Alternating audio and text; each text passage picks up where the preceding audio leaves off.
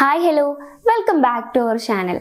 രണ്ട് ഭാര്യമാരുള്ള ആളുകളെ കാണുന്ന സമയത്ത് നമ്മൾ വിചാരിക്കാറുണ്ട് ഇവർക്ക് എങ്ങനെയാണ് അറ്റ് എ ടൈം ഒന്നിൽ കൂടുതൽ ആളുകളെ സ്നേഹിക്കാൻ പറ്റുന്നത്.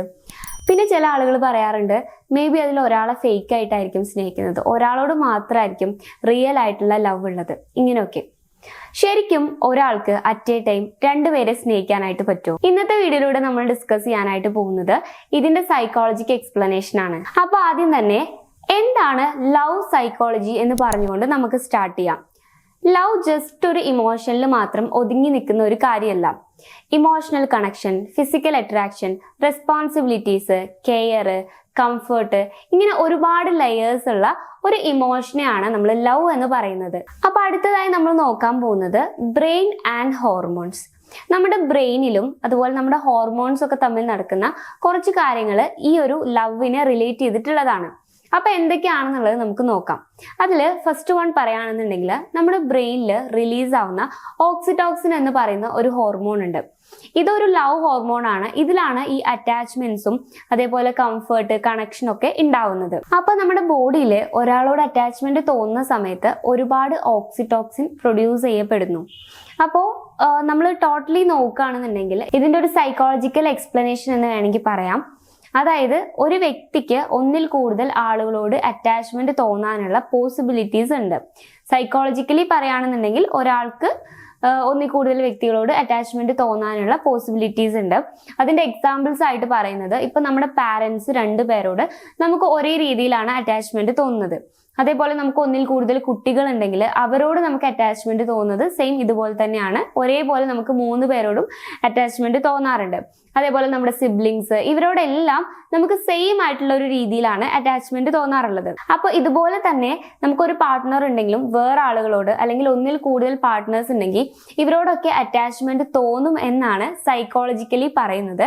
അതിന്റെ അർത്ഥം അത് ശരിയാണെന്നല്ല, പക്ഷെ സൈക്കോളജിക്കലി അത് പോസിബിൾ ആണ് എന്നാണ് പറഞ്ഞത്. ഇനി നമ്മൾ ഡിസ്കസ് ചെയ്യാനായിട്ട് പോകുന്നത് ഇങ്ങനെ മൾട്ടിപ്പിൾ പാർട്ട്ണർ ഉള്ള ഒരു റിലേഷൻഷിപ്പ് ആണെന്ന് വിചാരിക്കാം. അതിൽ ഈ മൾട്ടിപ്പിൾ പാർട്ട്ണർ ഉള്ള ഒരാൾക്ക് ഉണ്ടാവുന്ന ബെനിഫിറ്റുകൾ എന്തൊക്കെയാണ്, അല്ലെങ്കിൽ അവരുടെ റിലേഷൻഷിപ്പിൽ നടക്കുന്ന കാര്യങ്ങൾ എന്തൊക്കെയാണെന്നുള്ളതാണ്. അപ്പൊ ഇതിൽ ഫസ്റ്റ് വൺ പറയുകയാണെന്നുണ്ടെങ്കിൽ എല്ലാവർക്കും ഡിഫറെന്റ് ആയിട്ടുള്ള ഇമോഷണൽ നീഡ്സ് ആണ് ഉണ്ടാവുക. ഇപ്പോൾ ഒരു ആളെ സംബന്ധിച്ച് എല്ലാ ആളുകളും ഈ ലോകത്തുള്ള മനുഷ്യന്മാരെല്ലാം പെർഫെക്റ്റ് ആയിട്ടുള്ള ആളുകളല്ല. അപ്പൊ അതുകൊണ്ട് തന്നെ എല്ലാവർക്കും 100% മറ്റൊരാളുടെ ഇമോഷണൽ നീഡ്സ് സാറ്റിസ്ഫൈ ചെയ്യിക്കാൻ കഴിഞ്ഞോളണമെന്നില്ല. എന്നാലും ഒരു 95 അല്ലെങ്കിൽ ഒരു 90% നമുക്ക് സാധിക്കും. എന്നാൽ പോലും നമുക്ക് കംപ്ലീറ്റ് ആയിട്ട് പറ്റില്ല. അപ്പോ ഈ ഒരു മൾട്ടിപ്പിൾ പാർട്ട്ണർ ഉള്ള വ്യക്തിക്ക് ഒരുപാട് ഇമോഷണൽ നീഡ്സ് ഉണ്ടാവും. അത് ഈ ഒരു വ്യക്തി സാറ്റിസ്ഫൈ ചെയ്യുന്നത് ഈ 2 പാർട്ട്നേഴ്സിൽ നിന്നായിരിക്കും. ഇപ്പോൾ ഒരു എക്സാമ്പിൾ പറയാന്നുണ്ടെങ്കിൽ ഒരു പാർട്ട്ണറിന്റെ ഇരുന്ന് കംഫർട്ടും സേഫ്റ്റിയും അറ്റാച്ച്മെന്റും ഒക്കെയാണ് കിട്ടുന്നതെന്നുണ്ടെങ്കിൽ മറ്റൊരു പാർട്ട്ണറിന്റെ അടുത്ത് എക്സൈറ്റ്മെന്റും അണ്ടർസ്റ്റാൻഡിങ്ങും ആയിരിക്കും കിട്ടുന്നത്. അപ്പൊ ഇതിലൂടെ നടക്കുന്നത് ഇയാളുടെ ഇമോഷണൽ നീഡ്സ് എല്ലാം കംപ്ലീറ്റ്ലി ഫുൾഫിൽ ആവുകയും ബാക്കി 2 പേരുടെ ഇമോഷൻസിനെ കുറിച്ച് അത്ര ബോധേഡ് ആവാതിരിക്കുന്ന ഒരു കണ്ടീഷനാണ്. അതായത് ഞാൻ പറഞ്ഞു വന്നത് ഇപ്പൊ നമ്മൾ 2 പാർട്ട്നേഴ്സ് ഉള്ള ഒരാളെ കാണുമ്പോൾ ഈ ഒരു പാർട്ട്ണറിന് 2 ആളുകളോടും ഉള്ളത് 2 ആളോടും റിയൽ ലവ് ഇല്ല, ഒരാളോട് മാത്രമാണ് ലവ്, ഒരാളോട് മാത്രം ഫേക്ക് ലവ് ആണെന്ന് നമ്മൾ വിചാരിക്കാറുണ്ട്. പക്ഷെ അങ്ങനെയല്ല സത്യാവസ്ഥ. ശരിക്കും ഈ ഒരു വ്യക്തി 2 പേരുടെ കയ്യിൽ നിന്നും ഇമോഷണൽ സപ്പോർട്ട് വാങ്ങിക്കുന്നുണ്ട്, 2 പേരോടും ലവ് ഉണ്ട്. പക്ഷെ അത് ഒരേ രീതിയിലും ഒരേ അളവിലും അല്ല ആള് കൊടുക്കുന്നത് എന്നാണ് ഉദ്ദേശിക്കുന്നത്. ഇനി നമ്മൾ ഇമ്പോർട്ടന്റ് ആയിട്ടുള്ള ഒരു ടോപ്പിക്കാണ് ഡിസ്കസ് ചെയ്യുന്നത്. അതായത് ഈ ഒരു വ്യക്തിക്ക് ഈ 2 പേരെയും ഈക്വൽ ആയിട്ട്, അതായത് ഈക്വൽ ലവ് കൊടുത്തുകൊണ്ട് സ്നേഹിക്കാൻ പറ്റുമോ എന്നുള്ളതാണ്. അതിന്റെ ആൻസർ നോയാണ്, ഒരു ബിഗ് നോയാണ്. ബിക്കോസ് ഈ ലോകത്തുള്ള ഒരാൾക്കും 2 പേരെ ഈക്വൽ ആയിട്ട് പ്രയോറിറ്റൈസ് ചെയ്ത് സ്നേഹിക്കാനായിട്ട് പറ്റില്ല. കാരണം നമ്മുടെ പ്രയോറിറ്റി എന്ന് പറയുന്നത് 1 by 1 ആയിട്ട് വരുന്ന ഒരു കാര്യമാണ്. ഒരിക്കലും നമുക്ക് 2 പേരെയും 3 പേരെയും ഈക്വൽ പ്രയോറിറ്റിയിൽ വെക്കാനായിട്ട് പറ്റില്ല. മേ ബി നമ്മൾ വേർബലി എല്ലാവരെയും സന്തോഷിപ്പിക്കാൻ വേണ്ടി അങ്ങനെ പറയാറുണ്ട്, എനിക്ക് എൻ്റെ പാരൻസും വൈഫും മക്കളൊക്കെ സെയിം പ്രയോറിറ്റി ആണെന്ന്. പക്ഷെ എന്നിരുന്നാലും അതിലെപ്പോഴും ഒരു 1 by 1 ആയിട്ടുള്ള ഒരു ക്ലാസിഫിക്കേഷൻ അല്ലെങ്കിൽ ഒരു റാങ്കിങ് ഉണ്ടായിരിക്കും. അപ്പൊ ഇങ്ങനെ സംഭവിക്കുന്ന സമയത്ത് നമ്മളുടെ ഈ മൾട്ടിപ്പിൾ ആയിട്ടുള്ള പാർട്ട്നേഴ്സ് ഉണ്ടല്ലോ, അവരുടെ ഇടയിൽ നടക്കുന്ന അല്ലെങ്കിൽ അവരുടെ ഇമോഷൻസിന് ഉണ്ടാവുന്ന മാറ്റങ്ങൾ എന്തൊക്കെയാണെന്നാണ് നമ്മൾ നോക്കാനായിട്ട് പോകുന്നത്. അപ്പോൾ ഇതിൽ പറയാന്നുണ്ടെങ്കിൽ ഒരു ഫീമെയില്, അതായത് ഒരു ഫെമിനൻ എനർജി എന്ന് പറയുന്നത് ഒരു മെയിലിനെ സംബന്ധിച്ചും ഡിഫറെൻ്റ് ആണ്. അവർ ലവ് എക്സ്പ്രസ് ചെയ്യുന്ന രീതിയാണെങ്കിലും അവർ സ്നേഹിക്കുന്ന രീതിയിലാണെങ്കിലും ഒരുപാട് വ്യത്യാസങ്ങളുണ്ട്. ഒന്നാമത്തെ കാര്യം, ഇവരൊരാളെ ഡീപ്പായിട്ട് ലവ് ചെയ്യാന്നുണ്ടെങ്കിൽ അയാൾ നമ്മളേത് മാത്രമായിരിക്കണം എന്നുള്ളൊരു തോട്ടാണ് ഇവരുടെ മൈൻഡിൽ ഉണ്ടായിരിക്കുക. നമുക്ക് നമ്മുടെ ഹസ്ബൻഡ് ഇപ്പൊ നമ്മളല്ലാണ്ട് വേറൊരു പെൺകുട്ടിയെ ജസ്റ്റ് നോക്കിയാൽ പോലും അത് നമുക്ക് അക്സെപ്റ്റ് ചെയ്യാനായിട്ട് പറ്റില്ല. അത്രയും നമ്മൾ അവരുടെ അടുത്ത് അറ്റാച്ച്മെന്റ് ഉള്ളത് കൊണ്ടാണത്.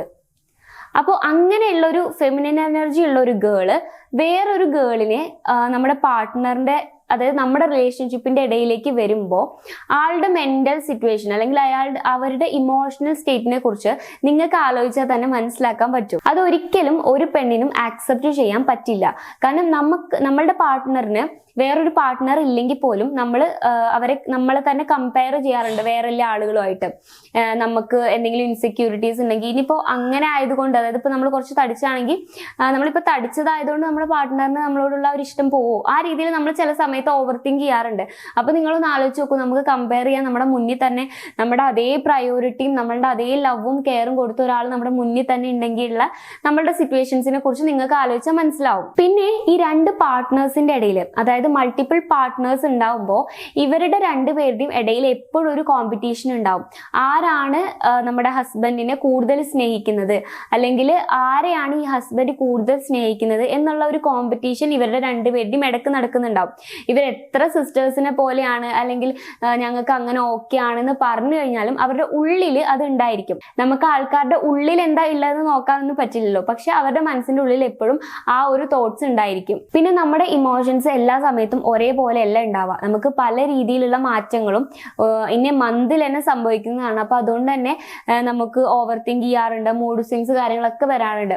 അപ്പൊ ഈ സമയത്തൊക്കെ നമ്മളുടെ പാർട്ട്ണർ നമ്മളെയൊക്കെ കൂടുതൽ വേറൊരാൾക്ക് കെയർ കൊടുക്കുന്നത് കാണുമ്പോൾ നമുക്ക് ഒരിക്കലും അത് ഡൈജസ്റ്റ് ചെയ്യാൻ കഴിയില്ല.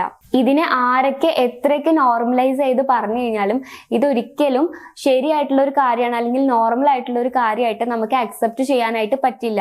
ആസ് എ ഗേൾ ആയിട്ട് തിങ്ക് ചെയ്യുമ്പോൾ ഒരിക്കലും നമുക്കിതിനെ അക്സെപ്റ്റ് ചെയ്യാനായിട്ട് പറ്റില്ല. അപ്പോൾ ഈ ഒരു വീഡിയോയിൽ നിന്നും നിങ്ങൾ മനസ്സിലാക്കേണ്ടത്, ഒരു മനുഷ്യന് നമ്മൾ സൈക്കോളജിക്കലി നോക്കുകയാണെന്നുണ്ടെങ്കിൽ ഉറപ്പായിട്ടും ഒന്നിൽ കൂടുതൽ ആളുകളെ ഒരേ സമയം സ്നേഹിക്കാനായിട്ട് പറ്റും.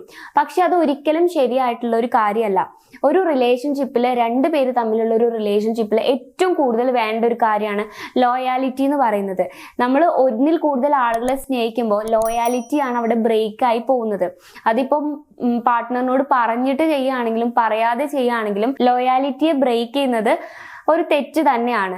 അപ്പൊ നിങ്ങൾ ഒരിക്കലും നിങ്ങൾക്ക് ഒരു പാർട്ട്ണർ ഉണ്ടായിരിക്കുമ്പോൾ വേറൊരു റിലേഷൻഷിപ്പിനെ കുറിച്ച് ചിന്തിക്കാതിരിക്കുക. നമുക്കിടയിൽ എന്ത് പ്രശ്നങ്ങൾ ഉണ്ടെങ്കിലും അത് നമ്മൾ തന്നെ പറഞ്ഞ് സോൾവ് ചെയ്യുക, നമ്മൾ ഹാപ്പി ആയിട്ട് മുന്നോട്ട് പോവാം. സോ ഈ ഒരു വീഡിയോ നിങ്ങൾക്ക് യൂസ്ഫുൾ ആയെന്ന് വിശ്വസിക്കുന്നു. നിങ്ങളുടെ ഒപ്പീനിയൻസ് താഴെ കമന്റ് ബോക്സിൽ കമന്റ് ചെയ്യുക.